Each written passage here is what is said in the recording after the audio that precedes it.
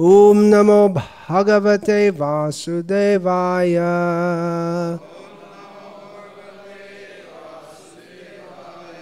Om Namo Bhagavate Vasudevaya.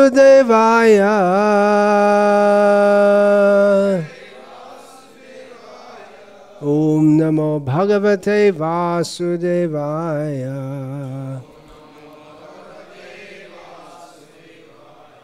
Srimad Bhagavatam, Canto 1, Chapter 2, Text 14. Translation and commentary by His Divine Grace A.C. Bhaktivedanta Swami Prabhupada. Tasmade kena manasa bhagavan sattvatang patihi shrutavya kirtitavyascha dheya pujascha nityada. Tasmat, therefore, ekena, by one, manasa, attention of the mind, Bhagavan, the personality of Godhead, Sattvatam, of the devotees, Patihi, protector, Shrotavyaha, is to be heard, Kirtitavyaha, to be glorified, Cha, and Dheyaha, to be remembered, Pujaha, to be worshipped, Cha, and Nityada, constantly. Translation. Therefore, with one pointed attention, one should constantly hear about, glorify, remember, and worship the personality of Godhead, who is the protector of the devotees. Purport. If realization of the absolute truth is the ultimate aim of life, it must be carried out by all means. In any one of the above-mentioned castes and orders of life, the four processes, namely glorifying, hearing, remembering, and worshipping, are general occupations. Without these principles of life, no one can exist. Activities of the living being involve engagements in these four different principles of life. Especially in modern society, all activities are more or less dependent on hearing and glorifying. Any man from any social status becomes a well-known man in human society within a very short time if he is simply glorified, truly or falsely, in the daily newspapers. Sometimes political leaders of a particular party are also advertised by newspaper propaganda, and by such a method of glorification, an insignificant man becomes an important man within no time. But such propaganda by false glorification of an unqualified person cannot bring about any good either for the particular man or for the society. There may be some temporary reactions to such propaganda, but there are no permanent effects. Therefore, such activities are a waste of time. The actual object of glorification is the Supreme Personality of Godhead, who has created everything manifested before us. We have broadly discussed this fact from the beginning of the Janmadhyasya shlok of this Bhagavatam. The tendency to glorify others or hear others must be turned to the real object of glorification, the Supreme Being, and that will bring happiness. Tasmade kena manasa bhagavan sattvatang patihi shrotavya kirtitavyascha dheya pujas tanityada. Therefore, with one pointed attention, one should constantly hear about, glorify, remember, and worship the personality of Godhead, who is the protector of the devotees.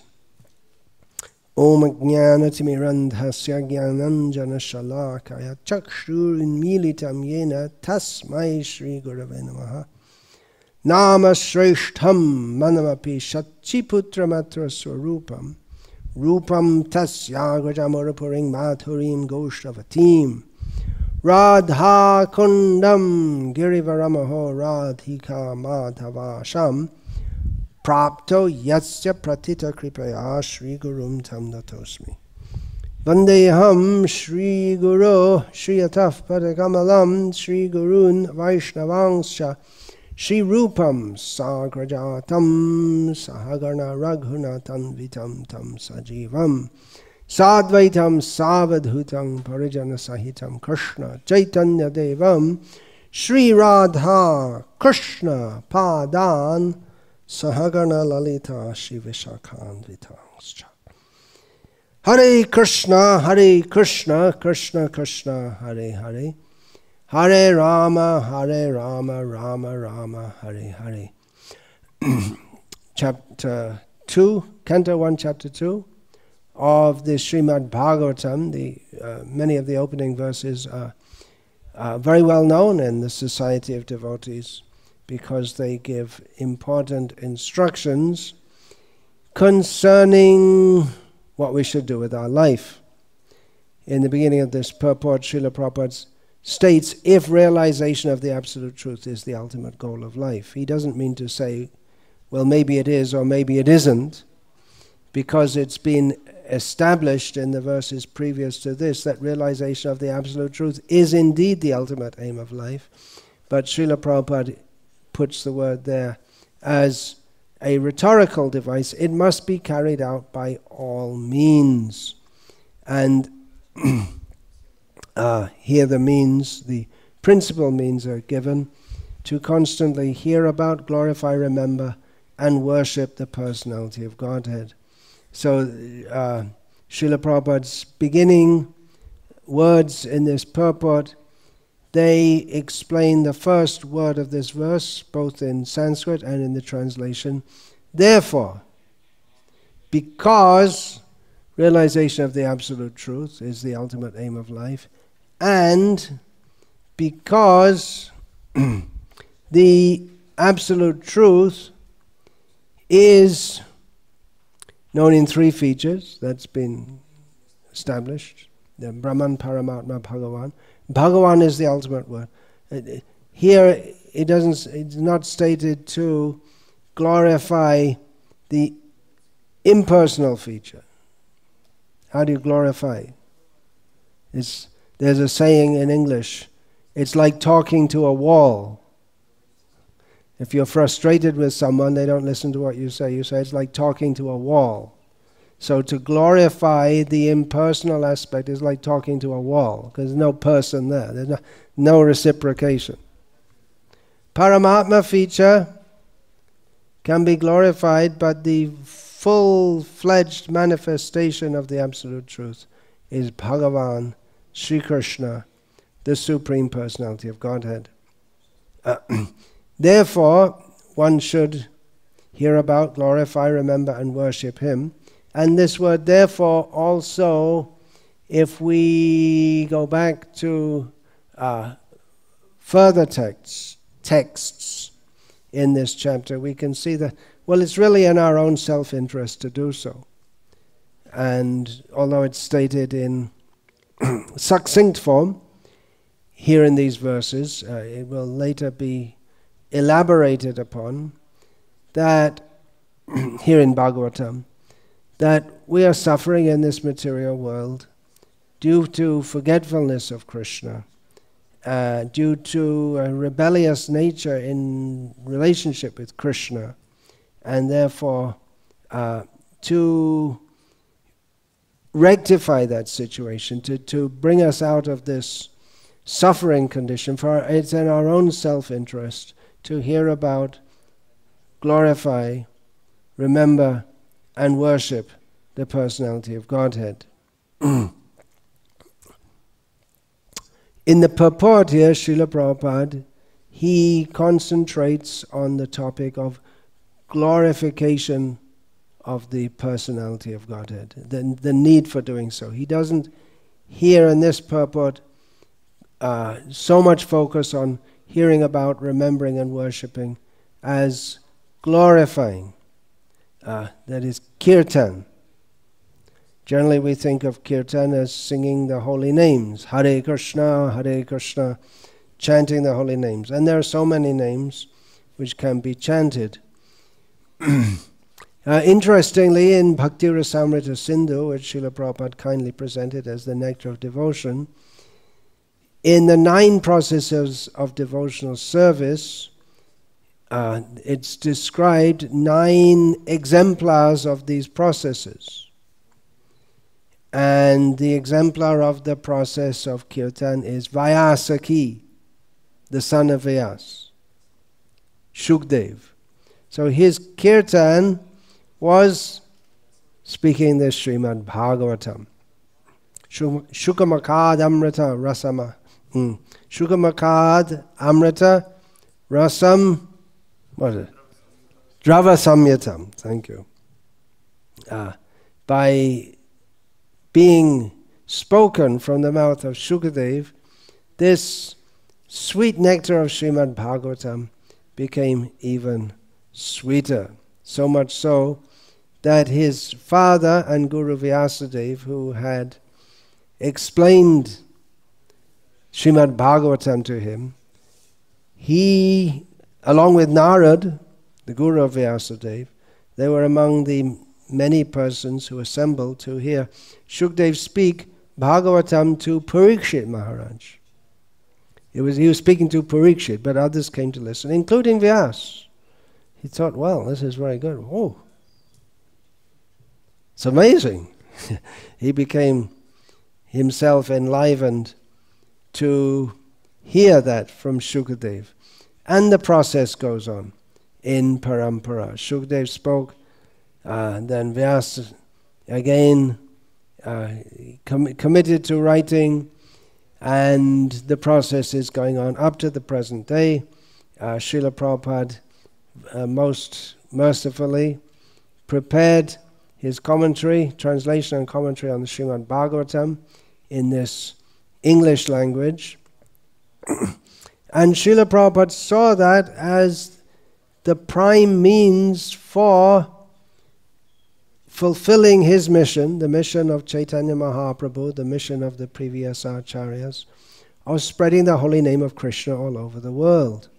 Just a few days before Srila Prabhupada arrived in Boston Harbor, in America, he penned a poem called Bhagavan Krishna Pada Padme Prarthana, prayer to the lotus feet of Lord Krishna, in which he stated the desire of Bhaktisiddhanta Saraswati Thakur that throughout the whole world, it's Chaitanya Mahaprabhu's desire, Hoi Jate Gaurangaranam, the name of Chaitanya Mahaprabhu will be spread throughout the whole world. But then in another, so that's to spread the chanting all over the world. But then in another poem which he wrote on arrival, just a few days later, on arrival in America, and his immediate impression, the Ugrastan, what a horrible place. Why did you bring me here, Krishna? But I guess you have some work. And that work is that they should become Krishna conscious. And how will that be achieved? By hearing Bhagavatam again and again and again. They will, the people of this world, or the Western country especially, is referring to America. The name of that poem is Markine Bhagavad Dharma. Bhagavad Dharma, Krishna consciousness. In America, that would be affected by hearing Bhagavatam again and again and again. And Bhagavatam is particularly meant for glorifying Krishna. That's the point. There are so many demigods glorified in other Puranas. There are so many topics discussed throughout the vast body of Vedic literature. Actually, it's all meant for glorifying Krishna. Vedaischa sarveraham eva vedyaha. All meant for knowing. Veda means knowledge. Ultimately, all meant for knowing Krishna. And actually, all the Vedic literature aims at that. Vede Ramayane chaiva Purane Bharate tata Adavante cha madhecha Hari sarvatra giyate. In all the Vedas, the Ramayana, Mahabharata, Puranas, all the Vedic literature, the actual point is glorification of Krishna. That's the actual point. But even many persons who identify themselves as followers of the Vedic culture, they don't recognize this. They don't want to recognize it. Therefore, Vyasadeva felt incomplete. He'd given everything for all the followers of the Vedic culture so they could come to the point of glorifying Krishna. Everything except glorifying Krishna. He'd done that sporadically here and there. But the Srimad Bhagavatam is meant for glory, highlighting, spotlighting, making it crystal clear. Otherwise, the Vedas, the Traigunya Vishaya Veda, the external face or facade of the Vedas is topics of ultimately of material enjoyment, going to the heavenly planets, and in this way enjoying life. But then there are the Upanishads, which is supposed to give us knowledge, for giving knowledge, Jnana Kanda. But they're difficult to understand. Their message may not be very direct or clear. We don't. Generally, the Upanishads, they talk about Brahma, Anna Brahma, beginning with food as the truth, and the topic is Brahma. Yeah, Tad Vijigyasasva. The topic is Brahma, the absolute truth. But what is the message of the Upanishads? Well, Vyasadeva then, he had to compile the Brahma Sutras to give the actual meaning of the Upanishads, but that also wasn't very clear. It seems, although Chaitanya Mahaprabhu, when he explained the Brahma Sutras to the Mayavadis of Benares, he said, yeah, it's all very clear to me, but what the meaning of the sutras is. But then he explained that to them, and then they understood. Whereas it is more difficult to understand the Srimad Bhagavatam. It's possible, because with perverse intelligence, it's quite possible to misunderstand anything. For persons who want to avoid Krishna, they might not find Krishna in the Srimad Bhagavatam. There are people who say it's ultimately the message of Bhagavatam is also impersonal. There may be some verses which appear to be like that. If you start off with a preconception that the ultimate truth is impersonal. Just like the other day I was talking about that Partakash Gatakash. That, and what a useless analogy of the Mayavadis give. That it's like a pot, a clay pot, it's empty, there's air in it. If you break it, then the air merges with the air all around it. So, what's the analogy? The Panchakosha, the coverings, or the covering of Ahankar, which is covering what? But it preconceives that the absolute truth is like the air. It doesn't explain anything. It's based on a preconception that the absolute truth is ultimately impersonal. So if one wants to misunderstand, he can misunderstand. And Srila Prabhupada therefore very kindly helped us to understand by, as all the previous acharyas have, by giving their commentaries and by speaking these topics literally day and night, speaking topics of Krishna, glorifying Krishna, to make everything very, very clear that the real need of human society is to glorify Krishna. If we ask most people nowadays, what is the most pressing need of human society at the present time? Probably most people would say to get a vaccine for novel coronavirus, or whatever it's called. But that is not right. That is not right. Because even if you get that, and even if it works, you're still going to die. And there'll be another virus. And you say, no. Well, first we'll get this, and then we'll think about other things afterwards. And it's round the other way. Glorify Krishna, and then we'll think about other things afterwards. Just like Srila Prabhupada, as a follower of Gandhi, came before Bhaktisiddhanta Saraswati Thakur at Ultardingi Road, the rented house of the Gauriya Math in Calcutta. And Bhaktisiddhanta Saraswati Thakur told him, we have to spread Chaitanya Mahaprabhu's mission all over the world. And the young man, Abhay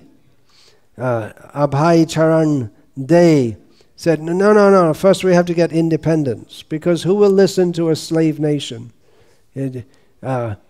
When we get independence, then we'll have our dignity, and then people will listen. But Bhaktisiddhanta said, no, it can't wait.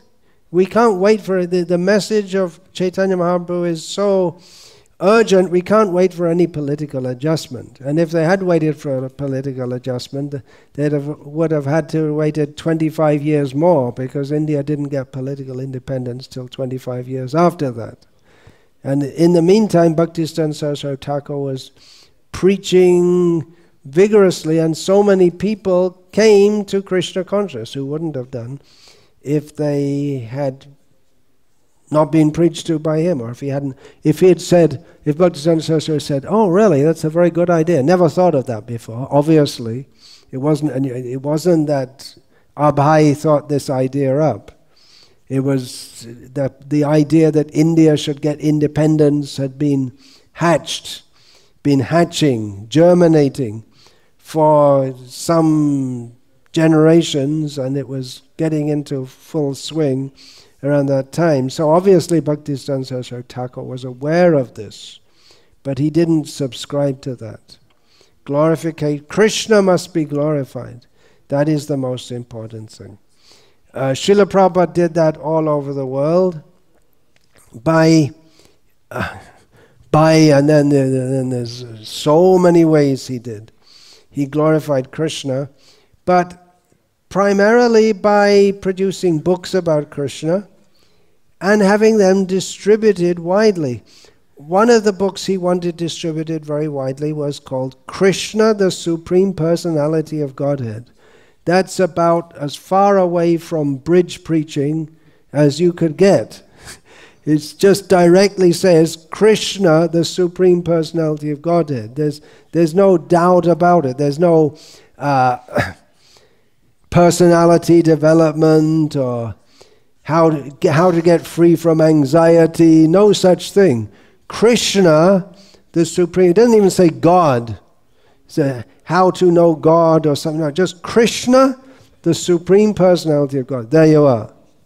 And had it distributed massively, widely, with the name Krishna written with K, R with a dot underneath it, S with a dot underneath it, N with a dot underneath it, so that most people, when they see it, they have, what's that? They don't know how to, they've never seen or heard of Sanskrit diacritical marks. Probably most people have never even heard of Sanskrit language whatsoever. But Krishna, and he didn't just call it, in short, we call it Krishna book. But the title is there very clearly. It's not Krishna stories. He didn't call it that. He didn't call it Krishna stories. Nice stories for you to hear, bedtime stories for your children. This is, and then inside, a summary study of the 10th canto of Srimad Bhagavatam by Ved Vyas. Many people may get turned off already because already so many foreign words.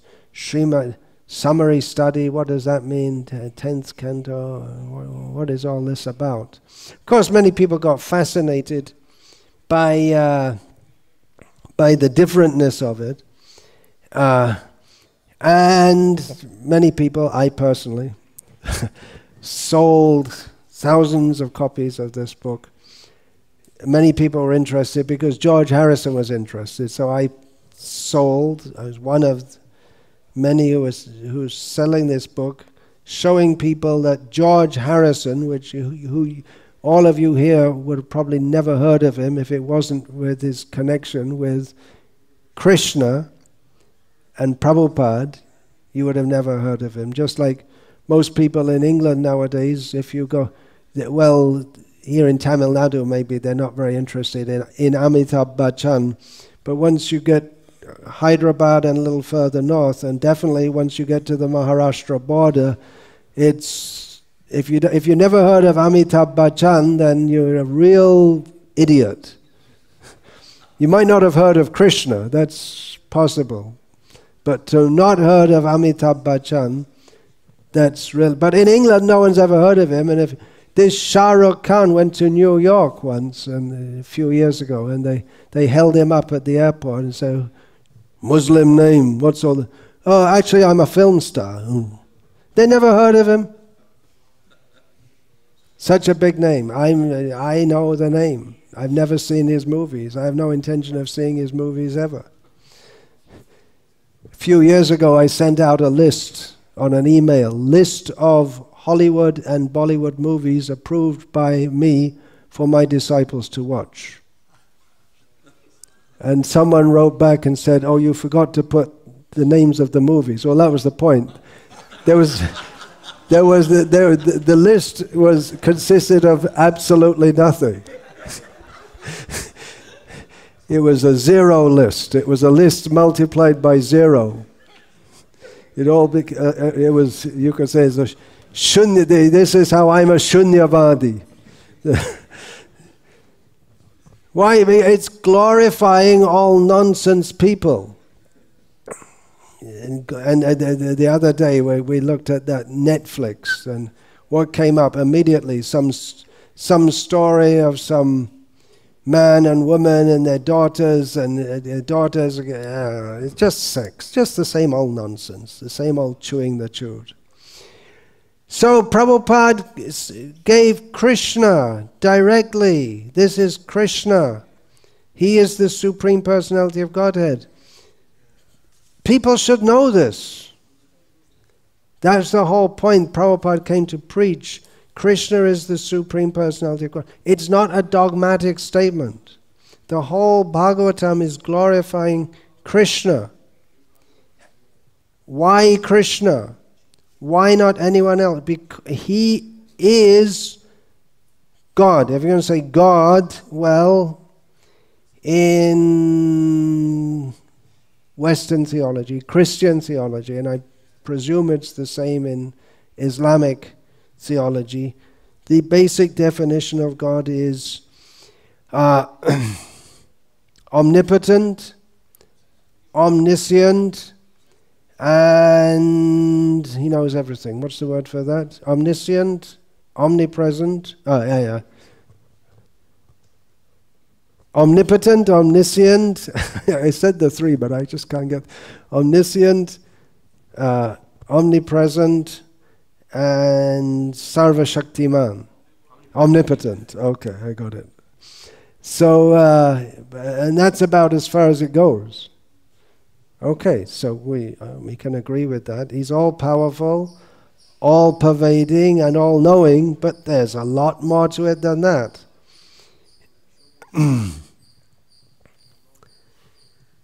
The definition of Bhagavan is given in the Vishnu Purana. Srila Prabhupada elaborates on that when at the first occurrence of Sri Bhagavan Uvacha in Bhagavad Gita, in his commentary, Srila Prabhupada elaborates on that. Aishvaryasya samagrasya viryasya yashashashriyaha jnana vairagya yoschaiva shandang bhaga itingena. 6 qualities which Bhagavan, the Supreme Personality of Godhead, has in full. All wealth, all strength. Okay, so you got Sarva Shaktiman, the omnipotent. Aishwarya Simarya Virya, all fame. Yashasha Shri, all beauty. Whoever thought of that? All beauty. God is the all beautiful. Then all-knowing and all-renounced. Whoever thought of God as all-renounced? So this is he has all these qualities in full. And Prabhupada, he wanted to glorify the Supreme Personality of Godhead, let people know that Krishna is the Supreme Personality of Godhead. Personality, this is a very important point, because nirvishesha shunyavadi paschatya desha tarne. In the Western world, people are impersonal, taken over by, or overtaken by impersonalistic and voidistic ideas. The whole Western worldview runs on the contemporary so-called rational, reasonable, realistic, scientific worldview, which is a bunch of nonsense mostly. Because they want to relegate or dismiss God. That's all mythology. That's all for foolish people. Primitive people in the past used to believe in God. But now we're very scientific and we know there's no God. It's a dogmatic belief that there's no God. They believe that everything can be explained according to the laws of nature. Therefore there's no need of any God. The idea of God is there because in the past people used to think that, or they didn't know how the wind blows and the fire burns and the seasons change, so they imagined some God. And now we're scientific and we know that there are laws of nature. Yeah, but where did the laws of nature come from? Oh, it's all big bang, big chance. No proof. And there never will be any proof. And there cannot be any proof that things just came about like that. You just have to accept it. Blind faith. So their belief in impersonal laws of nature, that the laws are there, but there's no person behind them. They're just there, which is foolishness, if you think about it. It's just there like that, without any cause or reason. Which means that ultimately all of life has no cause or reason, and there's no real reason to do anything or say anything or try for anything, because dust thou art and unto dust thou shalt return. Whoops, that's from the Bible. That's mythology. Well, we'll put it in scientific terms. But they're saying this, if you say that we're all just chemicals, or you want to go a little deeper and say we're just energy fields, then ultimately we don't exist. Then you come to shunyavad. There's nothing there ultimately. So in the face of all this, Srila Prabhupada patiently and sometimes impatiently established with all logic and reason, as we have just 2 verses prior to this. Tadstradadhana muniyo jnana vairagya yuktaya pasyantyatmani chatmanam bhaktya shrutagrihitaya. The seriously inquisitive student or sage, well equipped with knowledge and detachment, realizes that absolute truth by rendering devotional service in terms of what he has heard from Vedanta Shruti. So, presenting knowledge, it's not just some dogmatic faith. This is the first time in the history of the Western world that actual knowledge of reality, of God, knowledge of God has been given. If you don't know, if you just say He's omnipotent, omnipresent, and omniscient, you don't really know much about Him. You don't know. Then there's not. What's His personality? You don't know. So Prabhupada presented the personality of Godhead with all His qualities. All His qualities are not possible to count, but emphasizing, establishing that He is a personality and He has qualities. Just like you and I, we are persons, we have qualities. but he has them in full, and his qualities are not mixed with what Srila Prabhupada used to call any inebrieties. Anything which any imperfections, completely perfect. So this glorification of the Supreme Personality of Godhead, that should be done by devotees. What should we do during the lockdown of the coronavirus? Every now more glorified than anything, or more discussed, the main topic of Shrotavya, Kirtitavya, Deya, maybe not puja, but all the other things, the hearing about, the discussion of, the meditation upon. The main thing is this virus in the world, not worshipping. The main thing is, it becomes boring looking at, I mean, anyway, the news, there's nothing that much, but just to see how many people died in this country and that country, and how many people are affected. It's the same every day, just the figures keep on changing. And then you see that we're going to get a vaccine soon, or we don't know. Someone says it's terrible, it's going to get worse, and someone else says there's not a real problem at all, or it's overblown, and it's the same thing. It's been going on for weeks now. But it's just another trick of Maya to divert our attention away from the really important thing of life, which is to glorify Krishna. Those who are touched by Srila Prabhupada's mercy, those who have accepted Srila Prabhupada's mercy in the form of glorification of Krishna in the process of Krishna consciousness, they're much more fortunate than anyone else, and in fact they're the only fortunate people in this world. And that becomes pronounced during this lockdown, because what do you do if you don't have any higher aim of life? If you're under house arrest, what do you do? What do you do? Chit-chatting, watching movies. However, at some point it becomes really boring, actually pretty quickly. But the devotees, they have the opportunity or the taste for glorifying Krishna. So the devotees, they don't get bored, and they can utilize their time very well by glorifying Krishna. So let Krishna be glorified, and let the whole world know about Krishna.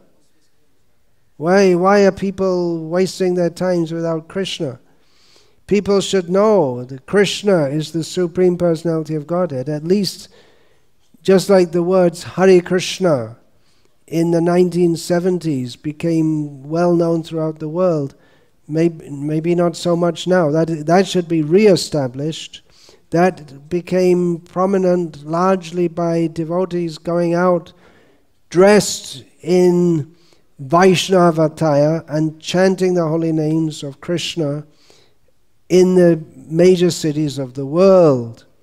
So the Hare Krishna one became very well known, and then by the massive distribution of Srila Prabhupada's books. So that's not there as nearly as much as it used to be. That should be re-established, but we want, at least people should know this term, Supreme Personality of Godhead.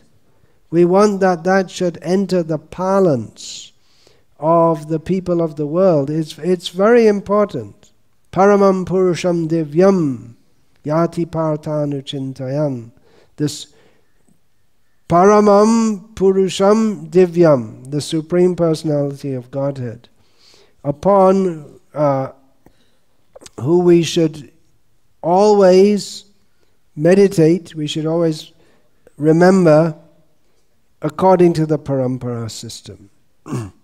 So people, this concept, God is a person, we want this to enter the consciousness of people. And then here's a person, well, what kind of person? Who is God? Srila Prabhupada sometimes posed this question to members of the public. who he met, can you say who is God? Can you describe who is God? And they can't. Then, well, I can. They say, why do you accept Krishna as God? Well, we can explain like this. This is God, Krishna. If you don't have any, you say God, but if you don't have any better explanation, then you should accept my explanation. You can't say who is God, I can say. And I'm not imagining. This is following the parampara system.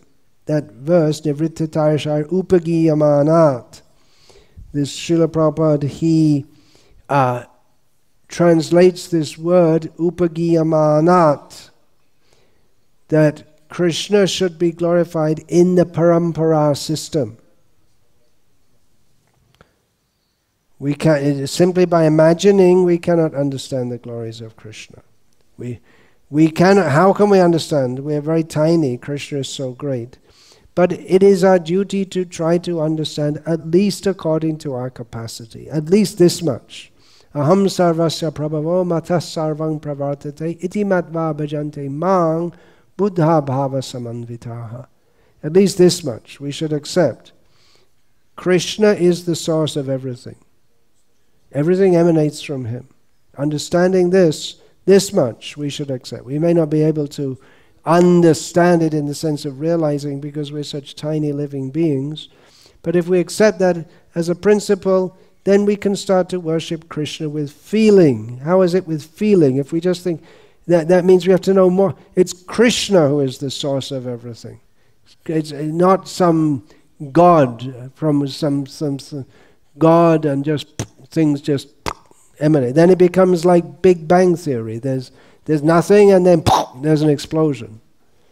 And so unless we know who God is, then the idea that God created everything, well, why? And how does he do it? And why are we suffering in this world? And there are no answers for that. But if we know Krishna, and Krishna is the supreme, not just the source of everything, but he is the source of everything, yes, but he is the supreme lovable person. And Prabhupada presented, yes, a lovable person means that we offer him with our heart, buddha, very intelligently, bhava, with feeling, worship Krishna. And Srila Prabhupada presented Krishna with so many paintings, so for the first time, this Western civilization, so prominent, so powerful, so advanced, and so incapable of protecting itself from a tiny little germ. So this Western civilization, such a great civilization, they never even knew that God is a person and God is Krishna. And this is what he looks like. This is what he does. You can see these are pictures of Krishna. This is exactly what God looks like. It's not an imagination. It's as described in Vedic scripture, as described by all self-realized persons, manifests through the paintbrushes of Srila Prabhupada's disciples under his direction with his blessings. So devotees are waiting for that lockdown to finish so they can go out and distribute these books. And this is the best way to glorify Krishna. Let people know about Krishna. Otherwise, lockdown or low lockdown, virus or no virus, simply wasting their lives. Their life is useless without knowing Krishna. And if we just add this thing, glorification of Krishna, according to the parampara system, then everything is perfect. Otherwise, we're going to glorify someone, as Prabhupada points out in this purport. We're going to glorify some film stars or all of a sudden everyone became, our health workers, they're so great, we start glorifying them. Because they're trying to save our lives. They can't save your life.